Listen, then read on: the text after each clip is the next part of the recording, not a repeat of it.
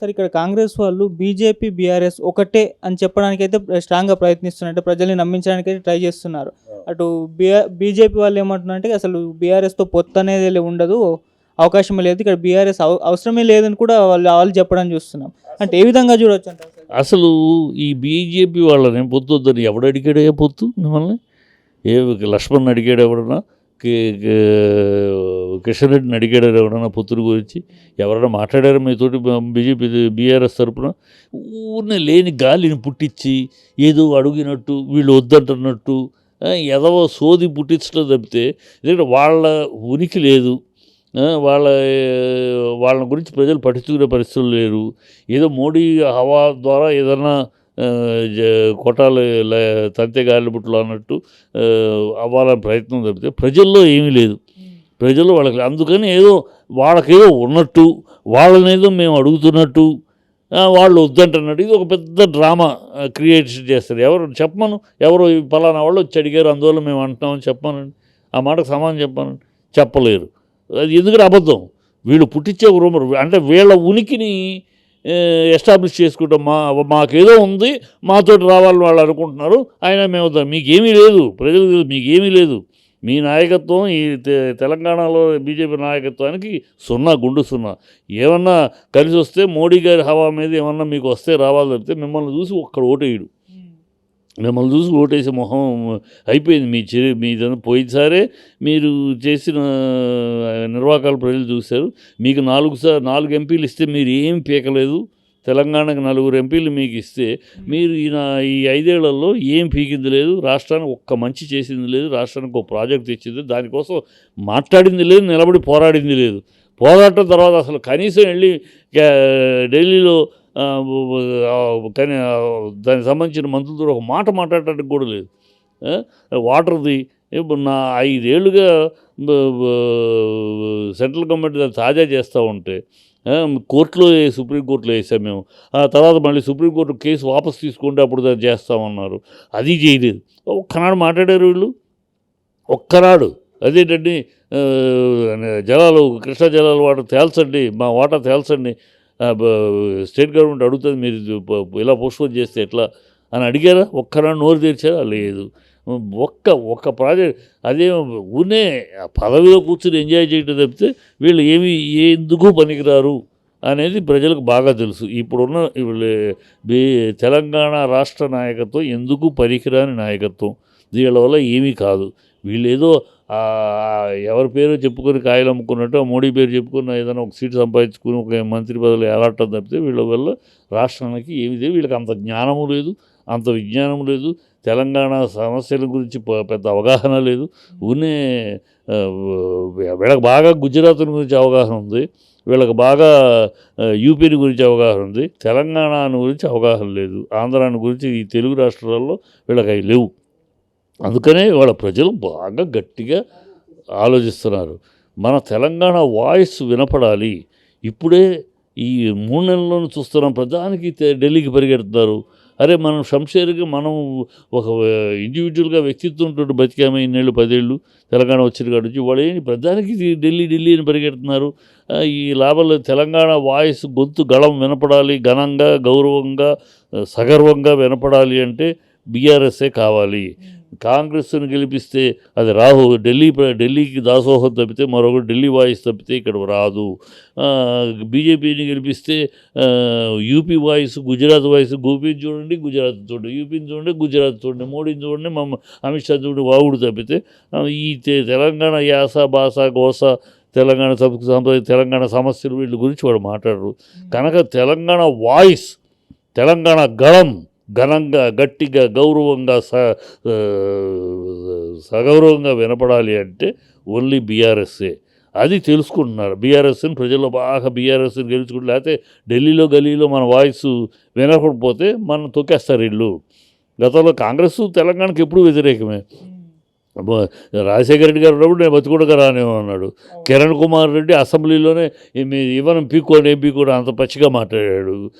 ఈ తప్పని పరిస్థితుల్లో మా కేసీఆర్ గారు 32 మంది ఎంపీలని పోగేసి అందరినీ చేస్తే గతి లేక పరిస్థితిలో ఇచ్చారు. సో వీళ్ళ తెలంగాణ అనేదాన్ని నెత్తిన పెట్టుకుంటూ వాళ్ళ కాళ్ళ కింద ఉండాలనేది కాంగ్రెస్ వాళ్ళ కాళ్ళ కింద ఉండాలి తప్పితే నెత్తిన పెట్టుకునే ధ్యాస ఇది వాళ్ళకి లేదు. కనుక వాళ్ళకి ఇప్పుడు తెలంగాణ వాదం వినిపించేది, తెలంగాణ వాయిస్ వినిపించి బీజేపీ అని ప్రజల్లో బాగా వెళ్తుంది, సరే బీఆర్ఎస్ అని ప్రజల్లో బాగా వెళ్తుంది. కనుక ఈ బీజేపీ అంతే, తెలంగాణ ఇస్తారని 1 ఓటు 2 సీట్లని మోసం చేసే, అప్పుడు సీట్లు రాలేదు కదా అన్నారు. తర్వాత మీకు అధికారం వచ్చింది, హోమ్ మినిస్టర్గా అద్వానీ గారు ఉండగానే వచ్చింది. ఆ రోజు చంద్రబాబు వద్దన్నాడని ఇవ్వలేదు. మీకు చిత్తశుద్ధి లేదు తెలంగాణ విషయంలో. ఈ 2 పార్టీలకి చిత్తశుద్ధి లేదని గత చరిత్ర చెప్తారు. సో ప్రజలకు బాగా తెలుసు ఈ తెలంగాణ మీద చిత్తశుద్ధి ఉన్న పార్టీ ఇది ఒకటే. ఏదో బై మిస్టేక్ ఎక్కడో వచ్చిన తప్పు జరిగింది కానీ మళ్ళీ మనం వదులుకోకూడదు, మన గొంతు వినపడకుండా పోతుంది, మన తెలంగాణ పరువు ఆత్మగౌరవం దెబ్బతింటుంది, వీళ్ళు ఢిల్లీకి తాకట్టు పెట్టే పార్టీలు ఈ 2. కనుక ఈ 2 కాదు తెలంగాణకి బీఆర్ఎస్కి ఇవ్వాలని కృత నిశ్చయంతో ఉన్నారు ప్రజలు, దృఢ నిశ్చయంతో ఉన్నారు ప్రజలు. అది వీళ్ళకి భయం పుట్టిస్తుంది, వణుకు పుట్టిస్తుంది. సరే, ఈ లోక్సభ ఎలక్షన్స్ దృష్టిలో ఉంచుకొని ఒక 2 సంస్థలు, పీపుల్ పల్స్, సౌత్ ఫాస్ట్ అనే 2 సంస్థలు సర్వే నిర్వహించాయి సార్. అందులో బీఆర్ఎస్ అయితే ఒక 4 నుంచి 6 వరకు ఓట్లు గెలుచుకునే ఛాన్స్ ఉంది. కాంగ్రెస్ మాత్రం 8 నుంచి 10 గెలుచుకునే ఛాన్స్ ఉందని చెప్తుంది సార్. అంటే కాంగ్రెస్ ఫేవర్లోనే వెళ్తుందని చెప్తుంది. మీ ఒపీనియన్ సార్ ఈ సర్వేలపై? కాంగ్రెస్ ఫేవర్ అనేది దేశంలోనే లేదమ్మా. ఇవాళ తెలంగాణలో పెద్ద ఎంపీ సీట్లు, ఎమ్మెల్యే కాదు ఎంపీ సీట్లు ఎమ్మెల్యే సీట్లకి వాళ్ళ దేశంలో 3 రాష్ట్రాలే వాళ్ళకి, మిగతా అన్నీ పోయినాయి. 17 రాష్ట్రాలు బీజేపీ ఉంది. సో ఎంపీ సీట్లు అన్నప్పటికీ కాంగ్రెస్ని దేశమంతా తిరస్కరిస్తుంది. ఇంకా వాళ్ళకి వచ్చేది వాళ్ళేమో చేయించుకుంటానికి సర్వేలు చేయించుకుంటానికి జనరల్ సర్వేలు వచ్చినాయి కదా. బీఆర్ఎస్కి డబుల్ ఫిగర్ గ్యారంటీ, ఈ నామకే వాస్తే ఏదో బీజేపీకి నామకే వాస్తే ఆయన పేరు మీద 1-2 వస్తాయి అంతే. మిగతా కాంగ్రెస్ షేర్ అవుతాయి తప్పితే ఇక్కడ ఎవరికి ఒక హవా లేదు. కాంగ్రెస్ హవా అని వాళ్ళు అనుకుంటే వాళ్ళ కర్మది. కాంగ్రెస్ హవా లేదు, గడిది గుడ్డు లేదు. ఏదో రాహుల్ గాంధీని ప్రధానమంత్రి చేయాలని పాపం రేవంత్ రెడ్డి తాపత్రయపడుతున్నాడు. ఎందుకంటే మరి రుణం తీర్చుకోవాలి కదా. రాహుల్ గాంధీ కాళ్ళ దగ్గర కూర్చుని వెచ్చవెచ్చుకుంటే కదా ఇవాళ సీఎం అయ్యాడు. కనుక ఆ రుణం తీర్చుకోవడానికి పాకులాడుతున్నాడు అంతే తప్పితే రాహుల్ గాంధీని ప్రజలు ఎవరు అంగీకరించరు. ఆంధ్ర రాష్ట్రంలో కూడా ప్రజలు ఎవరు అంగీకరించరు. వచ్చే కాకపోతే ఆ వ్యక్తిగత క్యాండిడేట్స్ యొక్క వ్యక్తిగత వల్ల 1, 2, 4 రావచ్చు అంతే తప్పితే డబుల్ ఫిగర్ అనేది ఈ 2 పార్టీలు 3 పార్టీలో డబుల్ ఫిగర్ ఓన్లీ బీఆర్ఎస్కి. సరే, ఈ లోక్సభ ఎలక్షన్స్ వరకు అయితే అంటే కాంగ్రెస్ పార్టీ ఒక వ్యూహంతో రాబోతుంది. అదేంటంటే కేసీఆర్ గారు ఒక అవినీతి పరులు అని ప్రూవ్ చేయడానికి ట్రై చేస్తున్నట్టు తెలుస్తుంది. అంటే ఈ కాళేశ్వరం ప్రాజెక్ట్ ఇష్యూలో మేడిగడ్డ ఇన్స్పెక్షన్ చేశారు కదా, ఈ సెక్రటరియట్ భవన్ కూడా ఇంత ఎక్స్ట్రా డబ్బులు అయ్యని చెప్పేసి అంటే ఒక పోర్ట్రే చేస్తున్నారు అవినీతి పరుడు అని చెప్పేసి. అంటే ఈ లోక్సభ ఎలక్షన్స్ కొరకే అని అంటున్నారు. ప్రజలు నవ్వుకుంటున్నారు, ప్రజలు అసహించుకుంటున్నారు. వీళ్ళకి గెలిపించింది పాలన చేయమని. వీళ్ళు ఎక్కడ దొరికారండి? పొద్దున్న లెగిస్తే సమీక్షలు, సమావేశాలు, ఎంక్వైరీలు ఇది తప్పితే ఇప్పుడు కాళేశ్వరం ఏమైనా ఎన్నికలు అయినాక కనుక్కున్నారు లేదుగా, ముందే జరిగిందిగా ఎన్నికలు. అది 2 పిల్లర్స్ బీట్లు వచ్చినాయి. అదేం బీట్లు వస్తే రిపేర్ చేస్తారు. గతంలో చరిత్రలో జరగలేదా? గుజరాత్లో డ్యాముకు జరగలేదా? ఆంధ్రప్రదేశ్లో జరగలేదు. ఎప్పుడు జరగలేదు? అవి వచ్చి 1-2 వచ్చి ఇమీడియట్గా రిపేర్ చేస్తారు. దాన్ని పని చేసి ఇమీడియట్గా రేపు సీజన్ రాబోతుంది. జూన్ జూలైలో మళ్ళీ వర్షాలు వరదలు వచ్చే అవకాశం. ఈ లోపల దాన్ని రిపేర్ చేసి దాన్ని ప్రాపర్ చేయాలి. అది పాలన. ఎంతసేపు దీన్ని పెట్టుకుని కాలం గడిపేద్దాం అని దౌర్భాగ్యపు అంటే కేసీఆర్ది విమర్శించడం, కేసీఆర్ది పొద్దున్న లెగిస్తే రేవంత్ రెడ్డికి నోరు అదుపు లేదు. అదే అతను ఇప్పటికైనా నేను చంద్రబాబు సామంత్ రెడ్డిని కాదు, ఓటుకున్నట్లో దొరికిన రవ్వంత్ రెడ్డిని కాదు, నేను సీఎం రేవంత్ రెడ్డిని గుర్తుపెట్టుకోవాలి, గుర్తు చేయాలి ఎవరో ఒకరు. లేకపోతే ఆ నోరు, ఆ భాష, ఆ వెకిల్తనము, వీధి రౌడీ భాష, సీఎం అయినా కూడా కుర్చీకి కూడా మర్యాద లేకుండా మాట్లాడతాడు. కేసీఆర్ని పట్టుకుని కంచరగాడిద, ఈయనేదో పెద్ద రేసు గుర్రబట్ట, తనకు తానే సర్టిఫికేట్లు.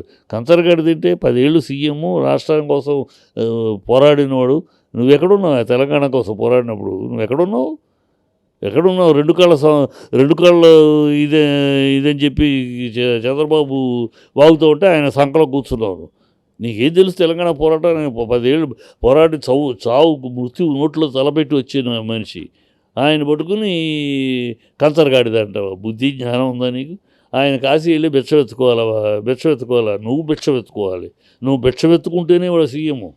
సోనియా దగ్గరను రాహుల్ గాంధీ దగ్గర కాళ్ళ దగ్గర కూర్చొని బెచ్చమైతే అడుక్కుంటే వాళ్ళ కాళ్ళు నాకితే ఇవాళ నువ్వు సీఎం.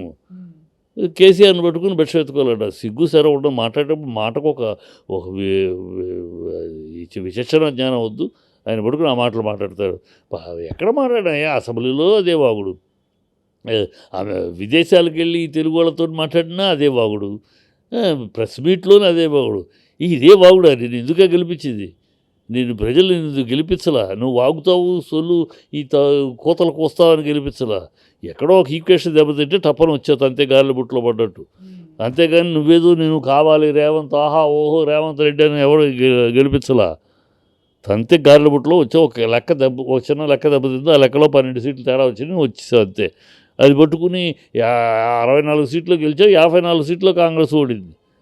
మీ పంచులు ఊడినాయా? ఎవరి పంచులు ఊడినాయి?